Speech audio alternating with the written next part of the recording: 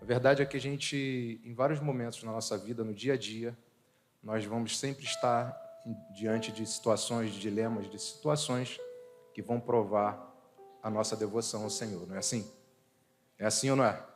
Todos os dias, a partir do momento que você acorda, você já tem aí um percurso do dia para percorrer, um caminho a trilhar. E durante o dia você vai ser colocado diante de várias situações que vão provar de verdade a tua devoção ao Senhor. E como eu creio que não existe meio termo para um discípulo de Jesus, para aquele que decide renunciar à vida, escolhe Jesus como Senhor da sua vida, ele vai estar sempre diante dessas duas opções. Ou você vai escolher renunciar à sua própria vontade, negar-se a si mesmo, tomar a tua cruz, ou você vai viver segundo a tua vontade, o teu eu. Então, semana passada, tem uma aguinha aqui para eu molhar, tem, né? Essa é minha? Semana passada, eu e minha esposa fomos numa consulta médica. Na verdade, um processo, né? Que a gente vem passando. E é muito difícil, irmãos, é muito difícil diante de situações que ocorrem na tua vida, na familiar, na tua vida pessoal, e filhos também, para quem tem filhos. É muito difícil você lidar com diagnóstico. Eu digo diagnóstico, palavra, ou qualquer coisa que venha contrário àquilo que você está esperando, não é verdade? E a gente estava numa consulta médica, eu e minha esposa, e aí a médica começou a conversar, a falar com a gente sobre umas questões que envolvia um protocolo, né, de um tratamento com o nosso filho. E ela começou a falar. E aquilo começou a pesar dentro de mim, porque eu ouvi muitas palavras negativas, assim, ruins, né, diante daquilo ali. Em algum momento ali daquela conversa, eu abaixei minha cabeça. Eu me abati, fiquei angustiado, fiquei triste. E aí, a médica, por incrível que pareça, ela falou assim: pai, dá licença. Eu estava de cabeça baixa, dá licença. Eu levantei a cabeça. Você me dá licença aqui um minutinho? Eu falei, dou. Ela, eu posso falar uma coisa para você? Eu falei, pode. Mas por que você se angustiou? Por que teu coração ficou abatido agora? Aí eu olhei para ela e falei, eu me entristeci, não era o que eu queria ouvir.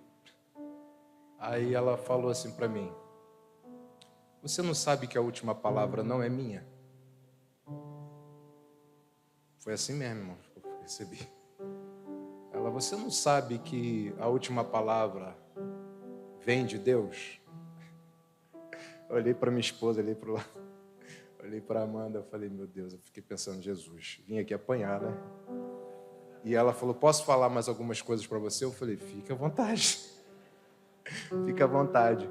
E ela falou assim, você é um homem de Deus. Ela falou para mim, você é um homem de Deus. E Deus tem um propósito na tua vida.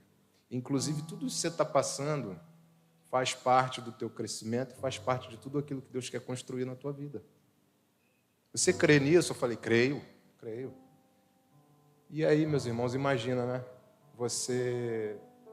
Nitidamente eu estava diante de Deus ali falando comigo. Nitidamente era uma palavra de Deus para a minha vida. Mas mesmo diante de toda aquela palavra, aquele conflito continua dentro do meu coração.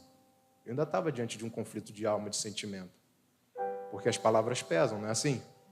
E o que foi colocado diante de mim naquele momento? O que você acha que acontece nesse momento? Você fica diante de um conflito de alma, um conflito de sentimento, mas você também fica naquele momento de decisão, de onde colocar a sua confiança, de expressar ali com a tua atitude quem de fato você é devoto, que você confia no Senhor. E ali ela falou um bocado de coisa, gente, um bocado de coisa. E eu só ouvi, amém, amém, amém, amém. E ela olhou para mim, ela falou uma coisa que eu achei marcante, impressionante. que ela falou assim, olha, tudo isso, todo esse processo que você está passando na sua vida, é porque Deus quer que você seja modelo. Gente, até a linguagem da mulher foi para mim, até a forma dela falar foi diretamente para mim. E eu saí dali, não falei nada, saímos ali em silêncio, eu e minha esposa, a gente já tinha ouvido tudo, né? Eu saí e aquilo dentro de mim falava assim, eu quero você assim, humilhado. Eu preciso de você assim. É agora que eu quero a sua oferta. E aquilo só crescia dentro de mim, crescia dentro de mim. E eu falo para vocês, irmãos, é muito difícil, não é difícil. Diante de todo um quadro negativo, diante de toda uma circunstância negativa, de uma situação pesada, ouvir você praticar a tua devoção, a tua confiança no Senhor e ali expressar de verdade a tua oferta, o teu coração, o teu quebrantamento, o teu coração quebradinho diante de Deus. É sempre muito difícil, não é, irmãos? Mas a gente não tem outra opção. A gente não tem a opção de não ir para Deus. A quem iremos, irmãos, se não for para Ele? A quem iremos? O que eu poderia fazer de melhor a não ser estar ali quietinho, em silêncio e buscando ouvir ainda aquilo que o Espírito Santo tinha para falar para mim? E ali eu lembrei mais ou menos de uma frase que eu havia lido e fui para casa. E aí eu peguei essa frase depois, uma frase de um missionário americano muito conhecido chamado D.L. Moody. E, enfim, eu fiquei naquela coisa assim, eu sei que é para mim, eu sei que essa palavra é para mim, mas sei também que de alguma maneira isso pode ser para alguém. Essa palavra também em algum momento pode ser uma palavra ministrada, tá? E eu fui para casa, eu procurei aquela frase e eu escrevi essa frase, eu quero repetir para vocês assim. Diz assim, abre aspas, nosso grande problema é o tráfico de verdades não vividas. Tentamos comunicar o que nunca experimentamos em nossas vidas. Essa frase tem 200 anos, mais ou menos, irmãos. 200 anos. Mas ela é bem atual, não é? Ela é tão atual e ela sempre vai ser atual. Por quê? Porque o maior desafio de um discípulo de Jesus é aquele genuíno, aquele que de fato entende que o processo de Deus na vida, na sua vida, ela não passa por palavras. Até porque a gente vive um momento, até com as questões da internet, com a multiplicação das oportunidades, né, das mídias sociais, a gente vê muita voz. A gente vê voz que Deus não levanta, a gente vê, a internet deu voz para muita gente. E a gente, há um tempo atrás, era assim, a gente ficava muito preocupado com o que os irmãos, o que os discípulos estavam se alimentando, né, buscando na internet. E tinha muito, e tem ainda, muita heresia, muitas coisas que não tem nada a ver com as escrituras. Mas também vive um momento que eu chamo de um fenômeno diferente nesse tempo, que são boas pregações, muito boas palavras, entendimento, enfim. Muita coisa boa, não é assim? Mas eu penso, amado, que o nosso maior desafio começa em, de fato, expressar aquilo que Deus faz dentro de nós e depois através de nós. Eu achei interessante que Franco também estava falando, inclusive no encontro de homens, quem teve aí ouviu, e ele vem falando sobre as reações, né? Aquilo que, de fato, externa o que está dentro, não é assim? Vocês lembram disso? E isso é um fato. Nós vivemos um tempo, assim, como eu disse, né, muito normal, natural, a gente vê hoje as pessoas aparecendo, os nomes aparecendo muito mais, né? As pessoas sendo muito mais conhecidas, às vezes, do que o próprio Jesus, a própria mensagem. Né? A gente vive um tempo, eu costumo brincar, dizer que a gente vive um tempo daquela música que eu cresça, ele diminua, né? Mas a verdade é que o fruto, ele deve permanecer. E o fruto que permanece, a árvore que dá fruto e fruto que permanece, esse, de fato, é o que vai perpetuar aquilo que você diz a partir daí. Bem, eu quero usar um texto com vocês, irmãos. Eu quero ser muito, muito objetivo, né? Eu creio que esse é o meu desafio, né? Não ficar aquém, mas também não ir além daquilo que o Senhor quer ministrar. Mas eu quero usar um texto para vocês daqui a pouquinho, mas eu quero falar sobre a vida devocional, a devoção, e o que de fato é a devoção, e aquilo que a gente chama de devocional. Bem, a revelação de Jesus, ela exige uma vida devocional, não é assim? A revelação de Jesus, ela exige uma entrega. A partir do momento que a gente, de fato, enxerga o senhorio de Jesus, enxerga que nós devemos pertencer a esse Senhor, que a partir de agora nós temos um amo, um Senhor, um dono, isso exige de nós uma vida de devoção, uma vida de resposta. Eu costumo dizer também que ídolo é aquilo que te domina. Tudo que te domina é teu ídolo. Se o celular, se a televisão, se qualquer coisa toma o teu tempo, isso ao ponto de te dominar, pode ser legítimo o que for, mas se te domina, esse é teu Deus. Então daí a gente também consegue tirar um termômetro bom, se Deus tem dominado a tua vida, se o teu coração, se as tuas atitudes, se as tuas reações, que para mim as reações elas falam muito mais alto e elas acabam externando muito mais do que as nossas ações, se isso tem dominado a tua vida. E antes de falar sobre a devoção, eu falo que não é. Mas para muitas pessoas, existem pessoas que entendem que devocional é um tempo. Claro que um tempo a sós com Deus é um tempo de devocional. Mas isso não é tudo. Amém, queridos? Isso não é tudo. A gente diz que um tempo a sós com Deus, você tirar um tempo a sós com Deus, é super importante para você praticar, de repente, aquilo que a gente chama de disciplinas espirituais.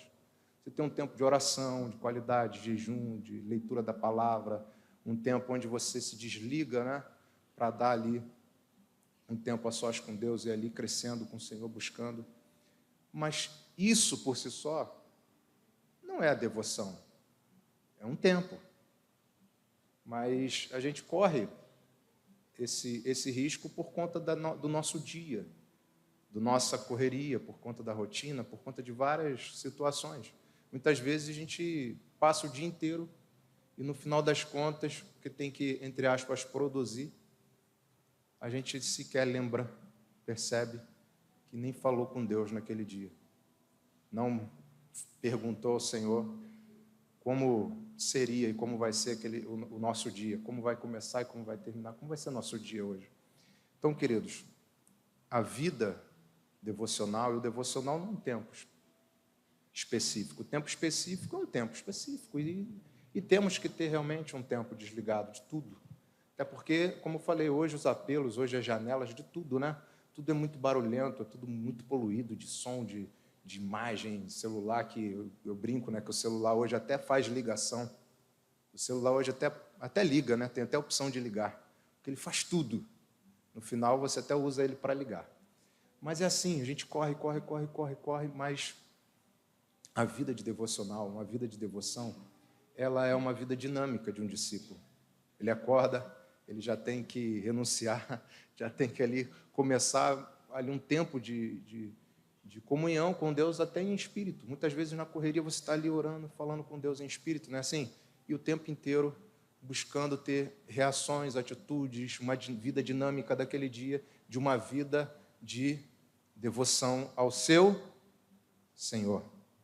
Outra coisa que também não é celebração, encontros que a gente chama também encontros de afeição. Eu quero usar esse adesivo, essa frase que eu vi num carro. Nada contra, tá, irmãos?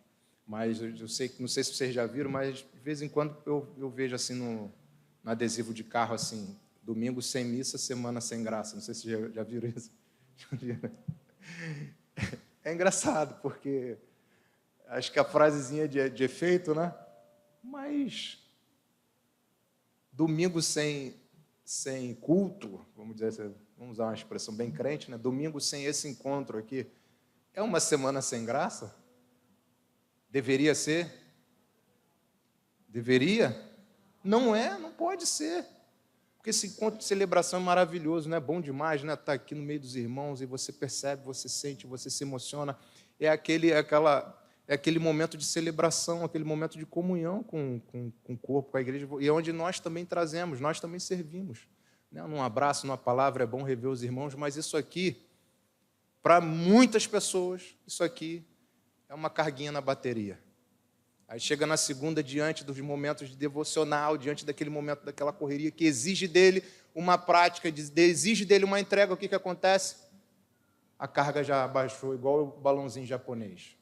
Lembra do balãozinho japonês, né? Sobe aqui, cai ali. Te amarrava uma linha, né? Para trazer o balãozinho japonês de volta, porque ele subia e caia ali. E às vezes é assim que acontece. As pessoas, elas acreditam, muitas pessoas acreditam, que a celebração é um momento, e eu não vou falar o nome, mas eu lembro que meus filhos pequenininhos ouviam muito uma musiquinha de uma cantora, e no meio dessa musiquinha ela falava assim para o menino: poxa, Deus só quer uma vezinha na semana, falando da preguiça do menino, né? Olha, o que Deus pede de nós é um dia da semana. Eu falei: nossa, Deus, que isso? E ela chama a atenção da preguiça do menino, porque ela fala: olha, poxa, você faz tudo, né, a semana inteira, e um dia da semana você não quer estar entregando, ofertando a Deus? Vocês estão curiosos, né? Não vou falar, não. Mas que também não é, meus irmãos. Não expressa. Esse momento aqui é muito gostoso. E a gente vê isso quando... muitas vezes, irmão, a gente vê isso muito no meio da juventude, no geral, né? As pessoas muito animadas chegam, né, recebem Jesus, são batizadas no corpo, ficam animadas no meio da igreja, do relacionamento, ficam, né, com aquelas reações, com aquelas expressões de louvor, de adoração, aquela coisa toda. E só que em algum momento, em dado momento da sua vida, algo acontece. E da mesma forma que o balãozinho começa a subir, o que acontece? Ele começa a perder as forças. Por quê? Porque tudo é fundamentado, muitas vezes, numa relação de alma, de sentimento. Amém? Quando nossa relação ela deve ser uma relação íntima, de coração, de espírito. E muitas vezes isso é um processo de louvor, de adoração, um processo que dói, um processo que é difícil, um processo de oferta que exige uma devoção profunda, que diante dos dilemas, diante das dificuldades, diante do mar de decisões, eu preciso expressar ali com a minha atitude o quê? O quanto eu sou devoto a Deus. Mas esse processo é um processo diário, doloroso. É difícil, dói. Você ouve uma palavra, você recebe alguma coisa, você pode ser perseguido no seu trabalho, você pode passar... o meu filho, por exemplo, ele falou assim: pai, eu não quero mais estudar nessa escola. Eu falei: filho, o que houve? Ele: pai, minha escola é uma Babilônia. Não foi, filho? Minha escola é uma Babilônia. Eu falei para a Cláudia, eu segurei, né? Eu segurei para não rir. Eu falei: mas como assim, cara? Meu pai, mas aí... Eu falei: não tem nenhum crente, não tem nenhum cristão lá, não? Ele: pai, é a mesma coisa que nada. Aí eu falei assim: filho, eu vou fazer exatamente o que Jesus fez. Eu vou orar por você para que o Senhor não te tire do mundo, mas te livre do mal. Porque tu vai estar ali na escola, tu vai estar na faculdade, na outra escola, na outra escola e na outra escola. O que você não pode perder é o quê? A sua essência. Que você é de Jesus, que você é um discípulo de Jesus e que você precisa, inclusive, estar ali nos lugares mais baixos da sociedade para salgar, pô. É ali que você tem que estar, cara. É difícil. É difícil, é o dilema dele. É tipo, mas cara zomba pra caramba. Tem coisa que fala e eu não sei o que é. Os assuntos, né? Eu não sei o que é. Os caras começam a rir, fazer bullying. Eu falei: meu irmão, na boa, é aí que você tem que estar. Porque é ali que você tem que manifestar também o bom perfume de Cristo, cara. E é isso, irmãos. É isso. Então, a palavra devoção, ela tem uma origem muito bacana no latim, né? Vamos nós para o... Cadê o Andrés? Vamos nós para o original. Mas ela tem uma origem muito bacana. Ela fala sobre afeição, ela fala sobre dedicação, ela fala sobre sacrifício e culto. Olha que legal. Ela fala sobre afeição, que é uma ligação afetiva, sentimento amoroso. Ela fala sobre dedicação, que é entrega. E ela fala também sobre sacrifício, sobre culto. Então, irmãos, isso só para fortalecer de que, na verdade, a vida de um discípulo de Jesus, ela é uma vida dinâmica de devoção àquele a quem ele pertence. Amém, amor? Amém? E eu não falo isso como uma questão de perfeição, não. Porque muitas vezes, ao longo do caminho, eu sei que vocês não, mas eu tenho muita dificuldade, eu peco. Mas, inclusive, o que vai provar, o que vai ser posto em prova diante do teu pecado, diante da tua dificuldade, diante da dificuldade do dilema que, de repente, você, tropeçou e você caiu. Vai provar o quê? A tua devoção, o quanto custa para você, inclusive, fazer o caminho de volta. É assim ou não é? É assim ou não é? Então, diante de toda a dinâmica da vida, em todo momento da nossa vida, a gente vai estar diante de quê? Da devoção e da traição. Não tem meio termo, irmãos. O Evangelho não tem abertura, o Evangelho do Reino de Deus não tem espaço para meio termo. Mas é uma escolha. E ele exige devoção total, é um estilo de vida, como eu falei. E ele exige, segundo a palavra aqui, uma relação afetiva, de afeição, de sentimento também, de amor, de entrega, de dedicação, de sacrifício e prestação de culto. Bem, vou pedir para os irmãos projetar aqui um texto, porque eu quero falar sobre um episódio que divide duas atitudes assim, no intervalo de um versículo. Duas figuras que no intervalo de um versículo tiveram atitudes completamente opostas. Mas antes disso eu quero fazer umas perguntinhas aqui, quero refletir com vocês. O que é posto diante de nós, o que é posto em prova, diante de nós, quando nós estamos diante do pecado? O que é posto diante de nós? Eu não posso chegar perto daquela ali. O que é posto diante de nós? Hein? Quando diante daquela...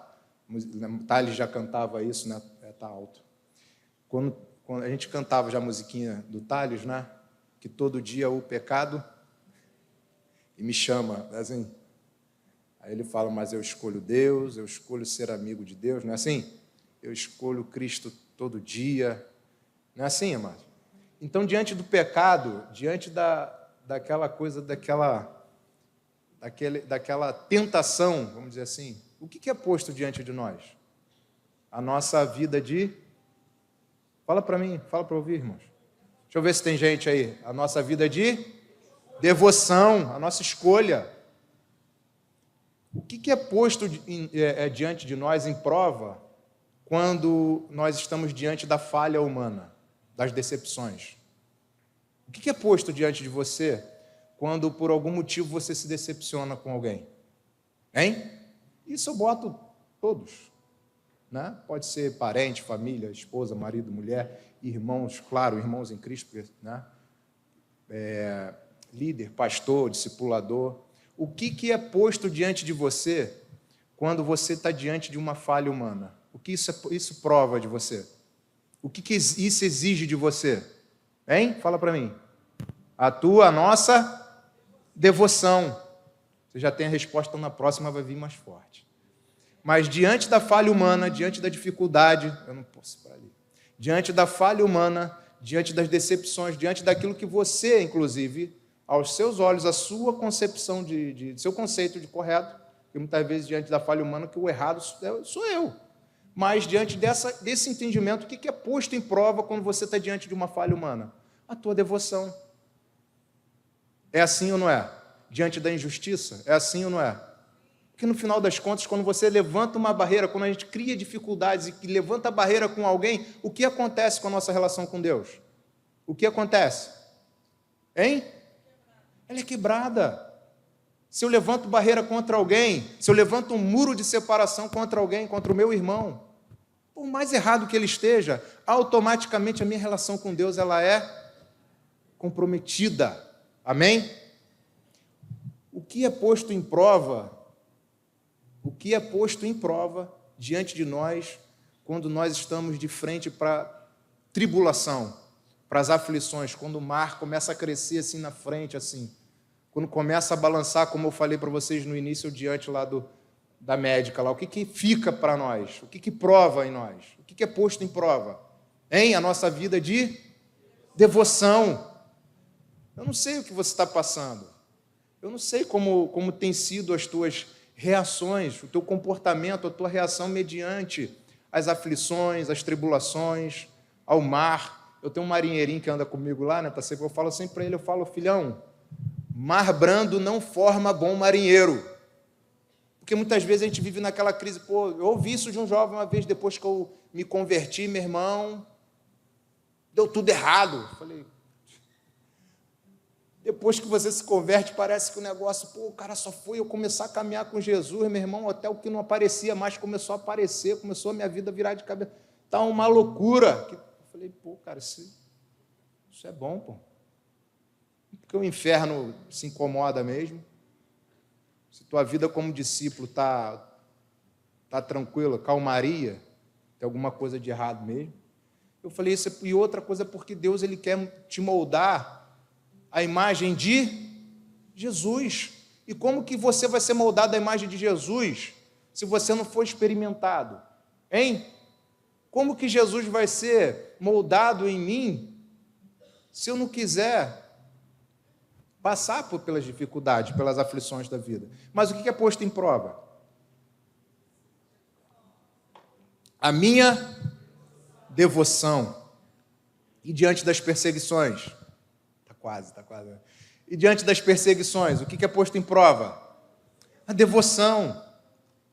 Então, queridos, abre para nós, por favor, abre a tua Bíblia, a gente hoje tem que falar também, abra os seus aplicativos, né?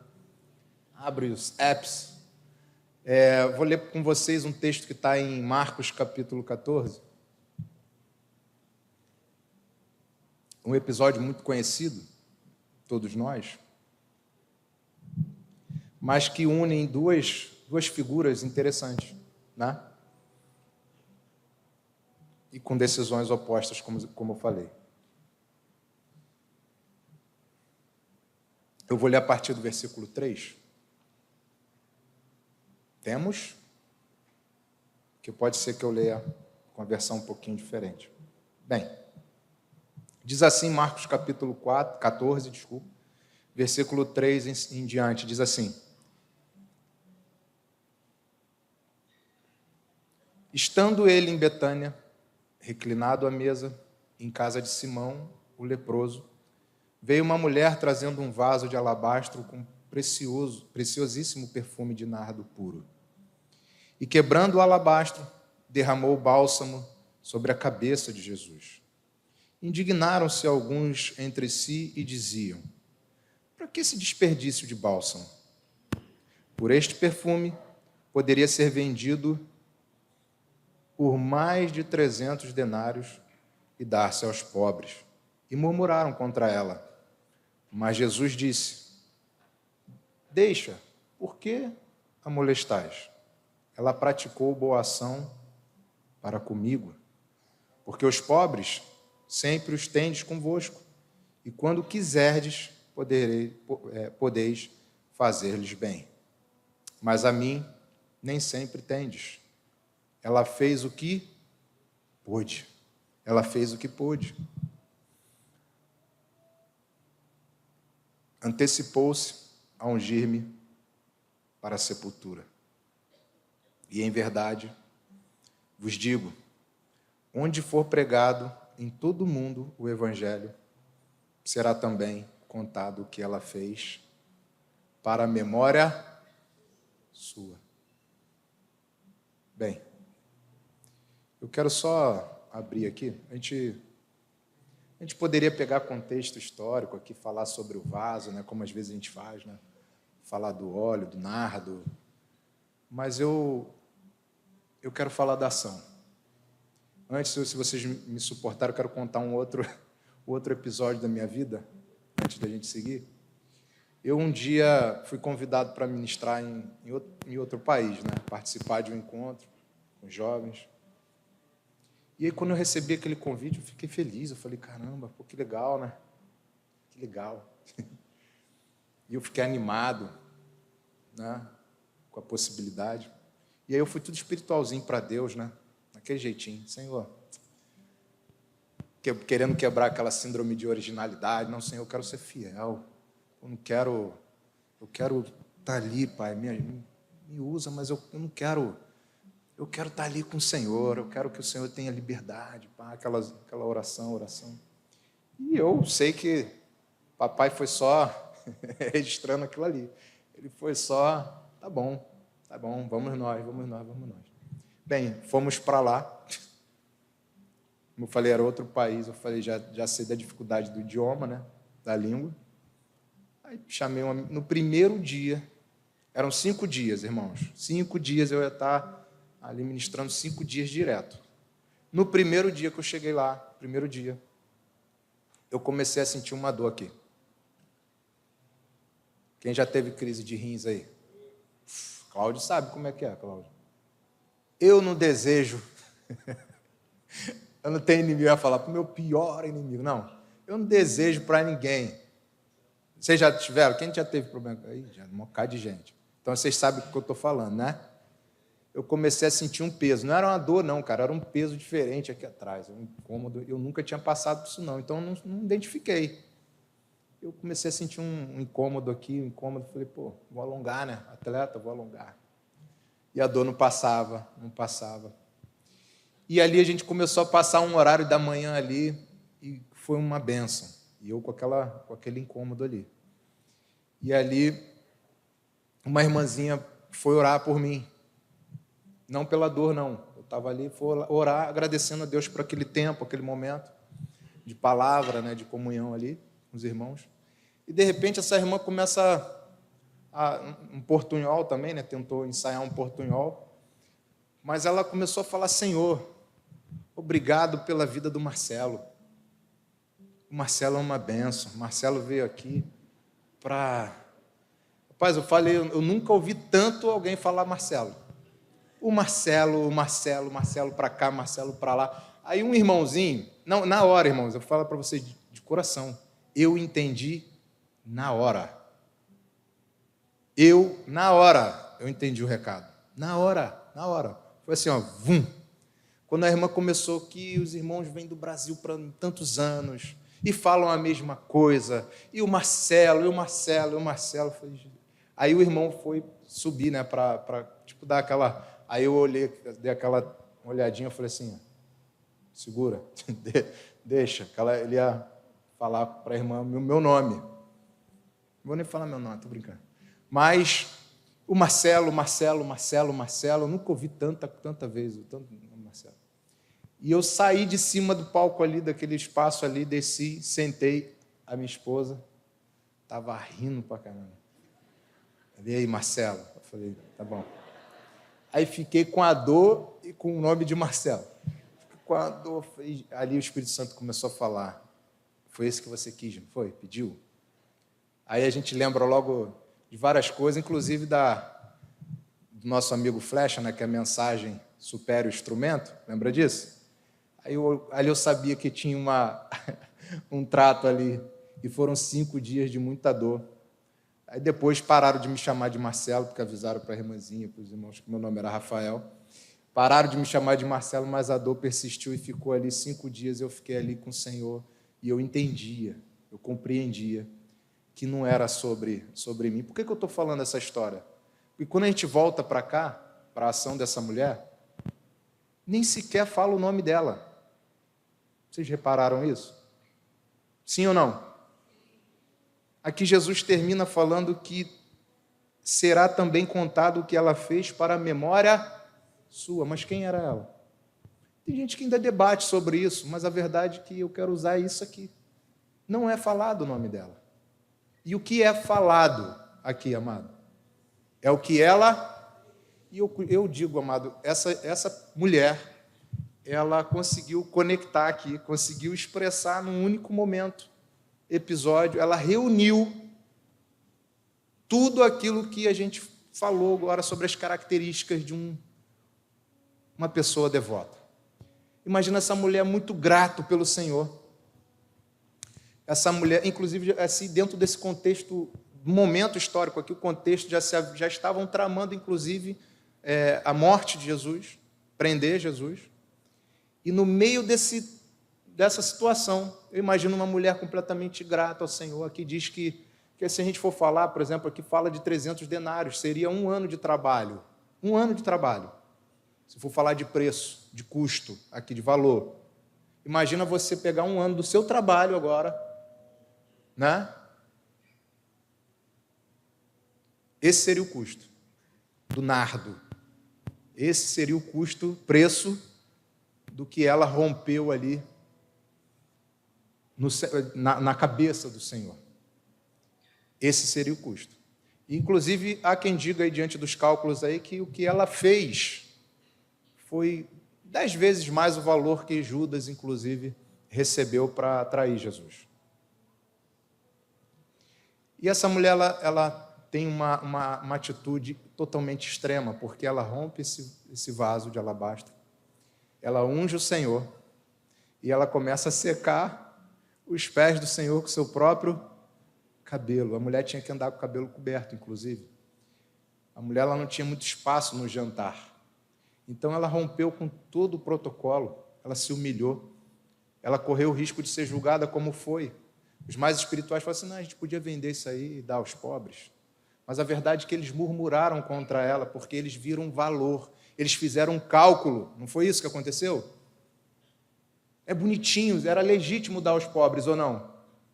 Mas Jesus ele estava vendo o coração, eles não conseguiram enxergar o tamanho da reação, da atitude mediante a glória do Senhor, diante daquilo que o Senhor representava, e ela estava ungindo o Senhor para a sua sepultura. E aqui é interessante que Jesus fala, ela fez o que pôde. Ela fez o que pôde, meus irmãos. Então, o que custa da tua vida, da minha vida, da nossa vida dinâmica diária, como discípulo de Jesus? A gente faz o que pode. Diante de tudo aquilo que a gente falou, a gente faz o que pode. A gente realmente vive reagindo e agindo com o que pode, ofertando com o que pode.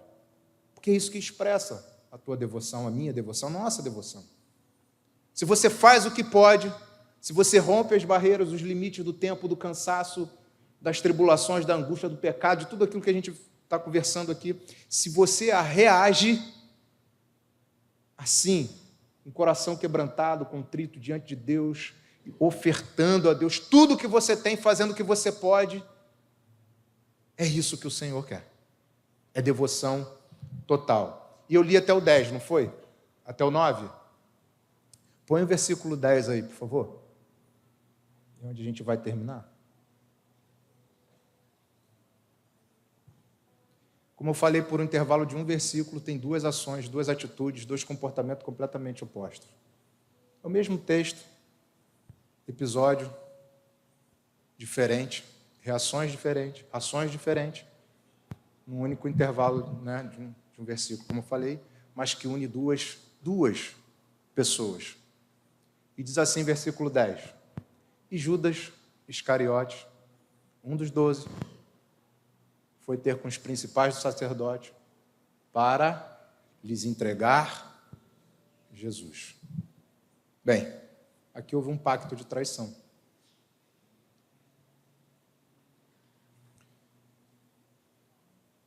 Em um pequeno momento, uma mulher cujo nome nem é citado, é desconhecida, né, vamos dizer assim, ela rompe todos os protocolos, tudo aquilo que seria um cenário completamente ruim para que ela agisse. E, de repente, a gente se dá com alguém que caminhou com Jesus por pelo menos 3 anos, mais de 3 anos. compartilhando tudo, vivendo e vendo tudo o que Jesus fazia, sendo testemunho ocular da vida e da obra de Jesus. E de repente, ele usa um abraço afetivo, fraterno, e um beijo como símbolo da sua traição, por uma quantidade de dinheiro. Por isso eles estavam fazendo o cálculo um pouquinho antes. Bem, queridos, assim como o testemunho dessa mulher, ela percorre, né? Nós vemos teatro, peças teatrais, muitas reflexões sobre a atitude dessa mulher. A gente também, os mais antigos vão saber disso, né? A gente malhava Judas antigamente, no meio da... Eu apanhava a beça por causa de malhar Judas, porque minha mãe não queria ficar mal com nenhum, com os vizinhos, né? E às vezes eu apanhava até quando não participava do dia de malhar Judas. Vocês lembram dos bonequinhos de malhar Judas? Quem entrava o nome no... Quero ver se vocês sabem. Quem o pessoal botava no nome nos bonecos de Judas lá era quem? Fofoqueiro, o que mais? A vizinha que furava a bola. Pô, essa daí não tinha como escapar. Era chato, os fofoqueiros. A gente achava que Judas era isso aí, a gente botava, tinha uma lista, né? Lá a gente era profissional, lá no meu bairro era profissional. A gente fazia uma cartinha uma semana antes e já botava quem ia estar sendo malhado, Judas. Aí o pessoal ficava já na expectativa. Pô, fulano vai ser malhado aí, cara, não sei o quê. Blá, blá, blá. Mas a verdade é que o bonequinho carrega o nome de um traidor. Mas a verdade, meus irmãos, nós somos diferentes do Judas quando somos postos diante do mar das decisões? É uma pergunta. Diante do mar das decisões, o que nos faz diferente? Estamos diante de duas pessoas com atitudes e ações completamente diferentes. Como eu falei, né, segundo aqui o cálculo, nem valeu muito a pena, financeiramente dizendo, né? Porque a gente sabe o final de Judas, a crise de alma que ele ficou e o que aconteceu a partir daí. Ele sabia o que ele estava fazendo, imagino que ele tenha vivido um conflito muito, muito grande, né? Espiritual, mas de alma também, porque se tratava de Jesus, de alguém que o amava e que ele também amava. Mas Judas, ele agiu diferente. E eu quero encerrar aqui, meus irmãos. Quero deixar um versículo também, mas diante desse pensamento, sabe? Eu teria até algumas coisas aqui, mas de verdade eu não quero extrapolar, não. Eu creio que o Senhor, Ele quer nos desafiar também, quer corrigir, mas também quer animar algumas pessoas, como já oramos aqui no início. Eu fiquei muito maravilhado com Deus, sabe? Volto a dizer, por causa das canções.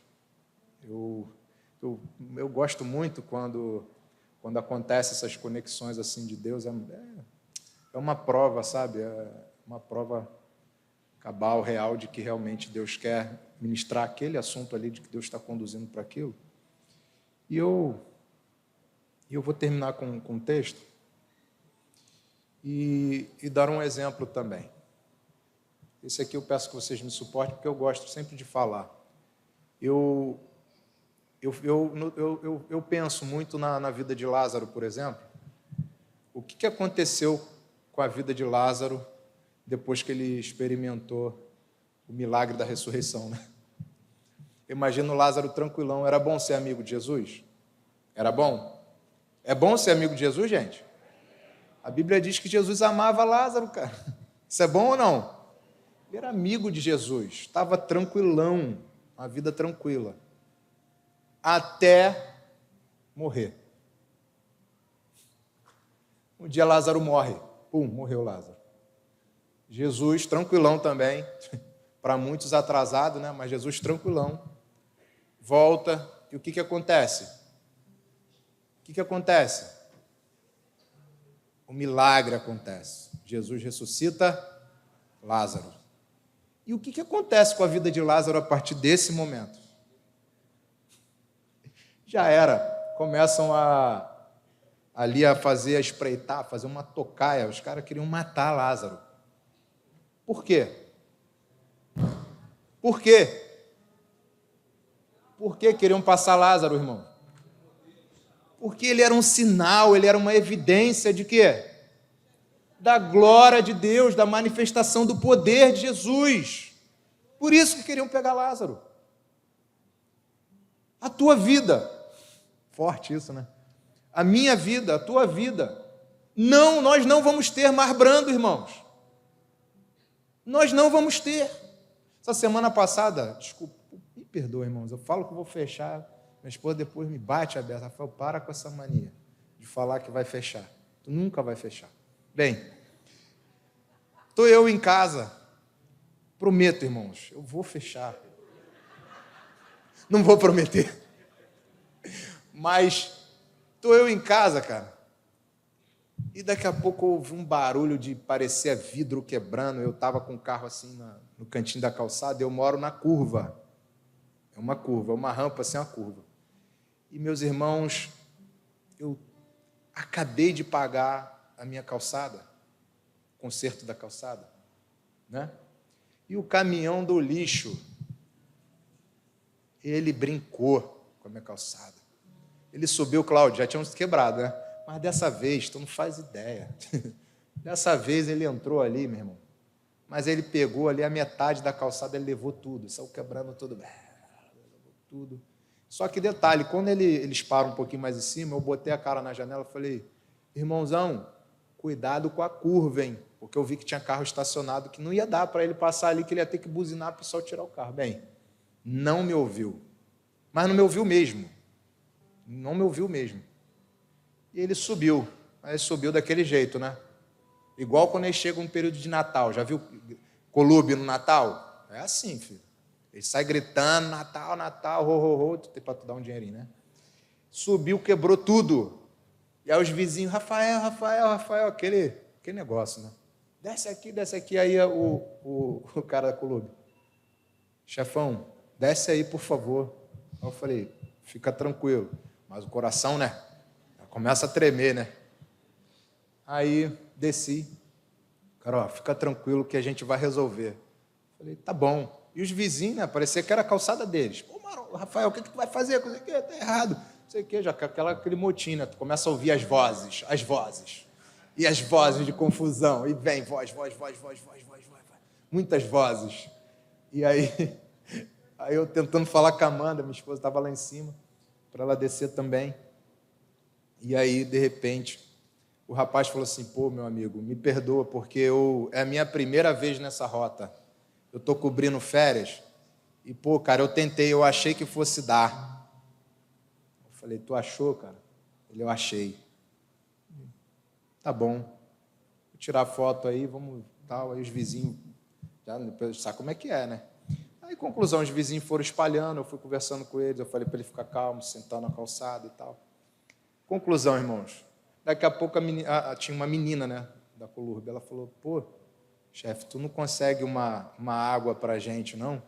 Que eu não tenho hora para sair, porque, para você ter ideia, o pneu do caminhão furou, rasgou lá e ficou lá parado. Aí eu falei, consigo. Aí minha esposa foi lá, aí trouxe café, pão, não sei o quê, fez um lanchinho para eles, os três. Aí ela começou assim. Aí depois a Amanda subiu, ela falou assim, pô, se todo mundo fosse assim, né? Igual você, tranquilão, pô, a gente passa cada sufoco. Eu falei, posso falar um negócio para você? Ele pode. Eu queria mesmo era te dar uma voadora, cara.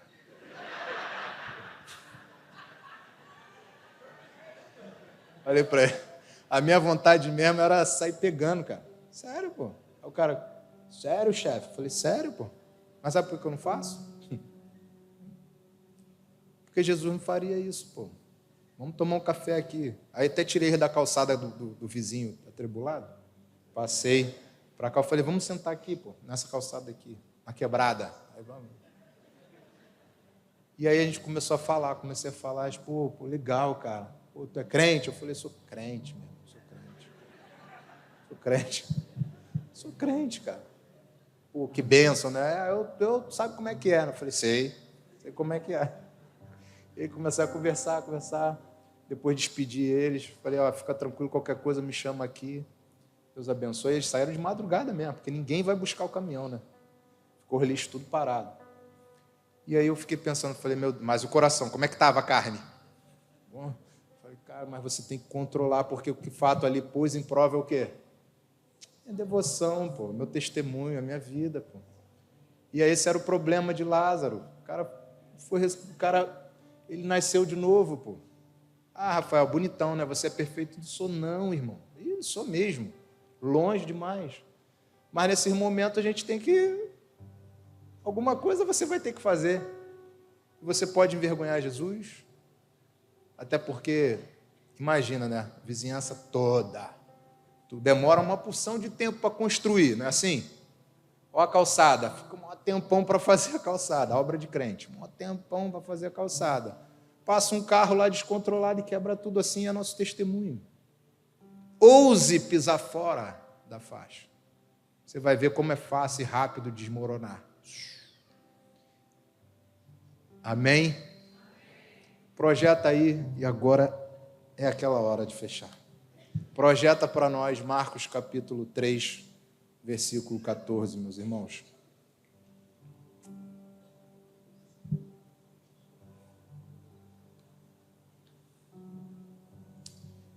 Então, designou 12 para estarem com ele e para os enviar a pregar.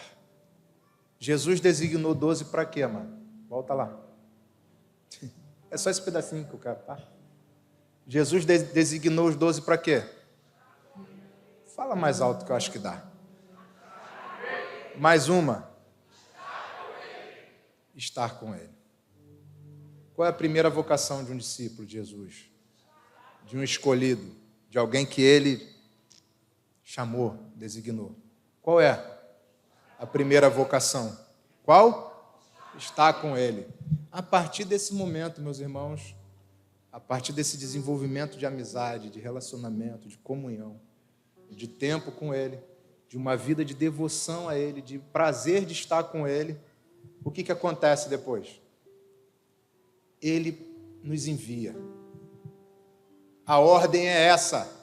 Ele nos envia a pregar, e aí pega o outro pedacinho que você botou, filho, por favor. Vira a página aí.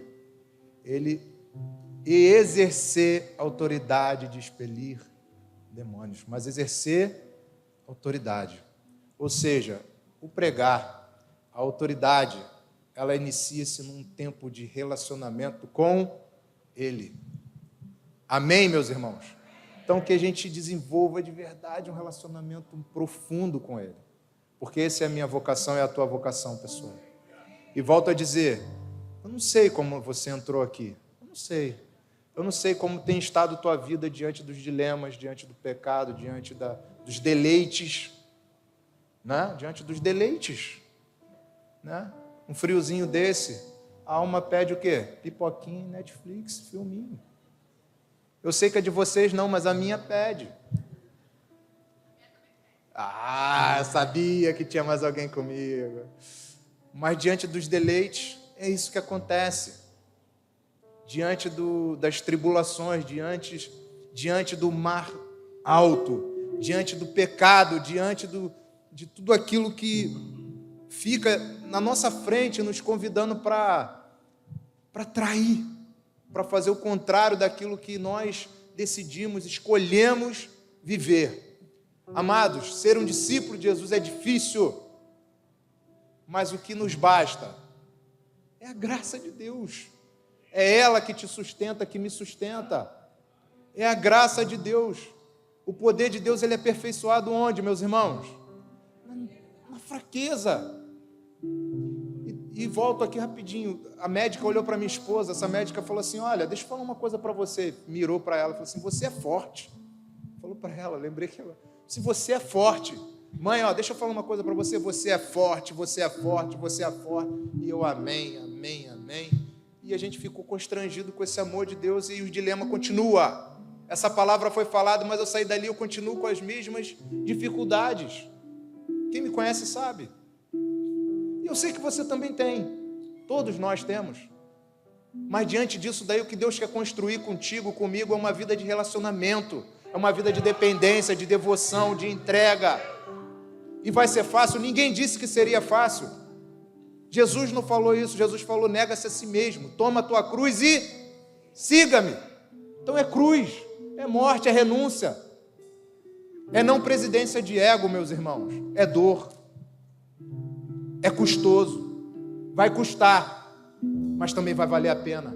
Porque o nosso modelo inspirador, o maior modelo inspirador que nós temos, que é Jesus Cristo, ele veio aqui, ele padeceu, a Bíblia diz que ele aprendeu a obediência com as coisas que sofreu, que ele se humilhou, ele se despiu de Deus, ele viveu, ele sofreu, mas ele também foi exaltado, ele também foi honrado. Para onde vai um humilhado?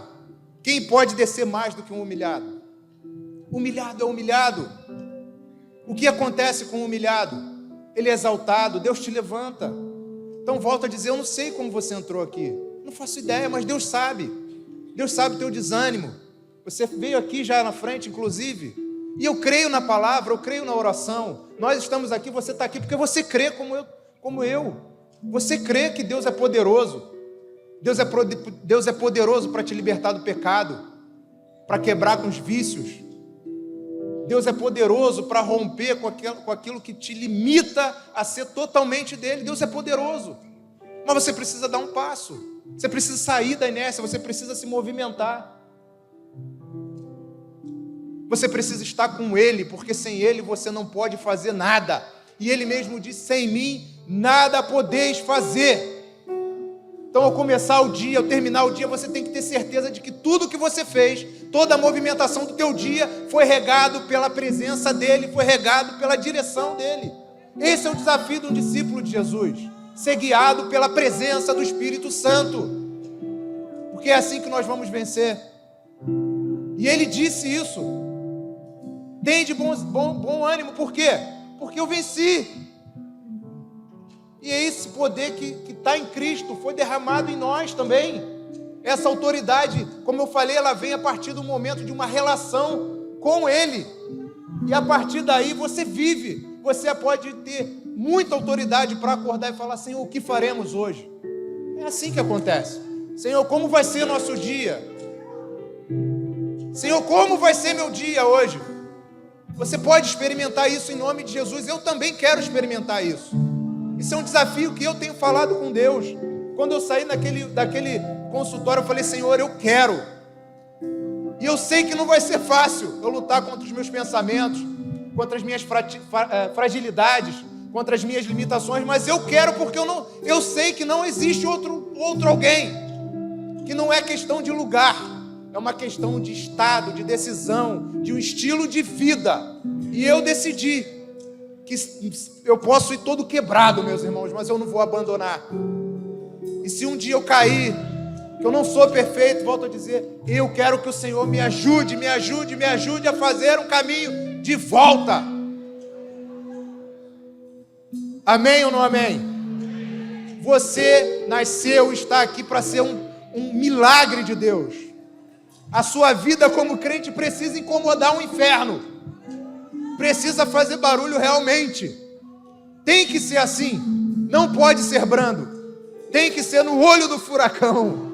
É ali que você se humilha. É ali que você mostra que você precisa do Senhor. É aos pés da cruz, é aos pés dele. E por meio dele ele vai te enchendo de graça, de condição para você seguir dia a dia, bastando o seu mal, mas também refletindo a glória de Deus. Sendo uma carta escrita, sendo um bom perfume de Cristo. É para isso que ele nos chamou, para ser um sal que salga, para literalmente, assim como o sal é presente na mesa de todos nós, você ser presente na vida de alguém, você ser presente na casa de alguém, salgando, trazendo sabor, perfumando a vida de alguém com aquilo que reflete em você. Mas qual o seu nome? Não sei, não precisa saber. Amém ou não amém? Se você pode ficar de pé em nome de Jesus. Pai, nós cremos em Ti, Senhor. E nós declaramos isso, Pai, com uma certeza de fé, Senhor.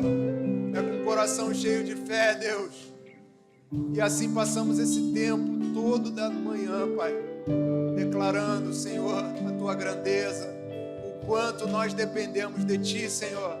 E de verdade, haja o que houver, venha o que vier, Senhor, nós sabemos que o Senhor é provedor, que o Senhor irá prover de novo, Senhor. O Senhor irá prover de novo, Senhor, e mais uma vez, mostrará, Senhor, o Teu poder, a Tua misericórdia sobre nós, Senhor. Porque é tudo sobre o Senhor, é tudo sobre o Senhor, é tudo sobre Ti, Deus. É tudo sobre Ti, Deus. E Pai, em nome de Jesus, eu te peço, Senhor, que o Teu Espírito Santo agora, Senhor, cure, liberte, Senhor. Lava, traga, Senhor, uma nova unção em nome de Jesus. Um novo tempo, um tempo de cura mesmo, libertação. Um tempo novo sobre as nossas vidas, Senhor, sobre a vida dos meus irmãos. Pai, nós queremos de fato olhar para o Senhor que é o autor e consumador da nossa fé. Queremos olhar somente para o Senhor e que diante das circunstâncias, diante das tempestades, diante dos deleites e do pecado, Senhor, haja o que houver, que possamos de verdade, Deus, escolher o Senhor, decidir em agradar o Senhor, decidir viver uma vida de verdade santa, agradável a Ti, Senhor. Um estilo de vida de devoção, de entrega, de sacrifício, de custo, mas crendo, Senhor, crendo que o Senhor também irá, Deus, de verdade olhar para nós e exaltarmos junto contigo, Senhor, entrarmos contigo, Senhor, no grande dia, no dia do Senhor. Muito obrigado, Deus. Obrigado pela Tua palavra, pelo Teu amor. Obrigado, Senhor, porque é bom pertencer a um Deus de amor, a um Deus que ouve, que responde às nossas orações, a um Deus de tamanha misericórdia e infinito amor. O amor esse, Senhor, que nos constrange sempre. E, Pai, em nome de Jesus, eu peço pelos irmãos, por essa igreja, por todos aqueles que vieram aqui na frente, Senhor, que seja de fato uma virada, Pai. Uma virada, Senhor, em nome de Jesus. Que seja de fato um novo momento, um novo tempo em nome de Jesus. De entrega, de sacrifício, de renúncia, Senhor. Em nome de Jesus, mas também um tempo de experimentar uma relação íntima e profunda contigo, Senhor. Uma restauração também de amizade, de comunhão, Senhor, de tamanha comunhão. Que venha refletir, Senhor, através de nós, os vizinhos, o trabalho, em todos os lugares em que andar, Senhor. Andarmos, Deus, em nome de Jesus. Quantos aqui digam amém? Digam amém.